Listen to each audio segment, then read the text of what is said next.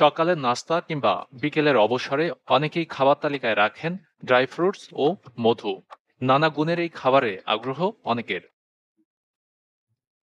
হাটে বাজারে উন্মুক্ত স্থানে যত্রতত্র মেলে ড্রাই ফ্রুটস বা মিক্সড ফুড।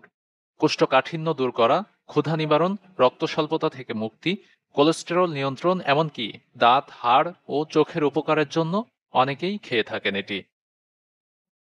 যদিও বাজারে কিংবা অনলাইন মাধ্যমে প্রচলিত বাদাম মধুর কম্বো প্যাক বা হানিনাট নিয়ে প্রশ্ন রয়েছে খোদ দোকানীদের। কম দামি বাদামের পরিমাণ বেশি দিয়ে অতিরিক্ত দামে বিক্রি হয় বলে মত তাদের। তবে দীর্ঘদিন মধুতে চুবিয়ে এই ফল খাওয়া নিয়ে আপত্তি রয়েছে পুষ্টিবিদদের।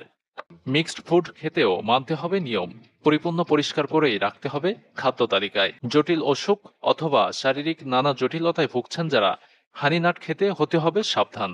পুষ্টিবিদের পরামর্শ মেনে পরিমাণ নির্ধারণ করে তবেই খেতে পারেন উপকারী এই খাদ্য উপাদান।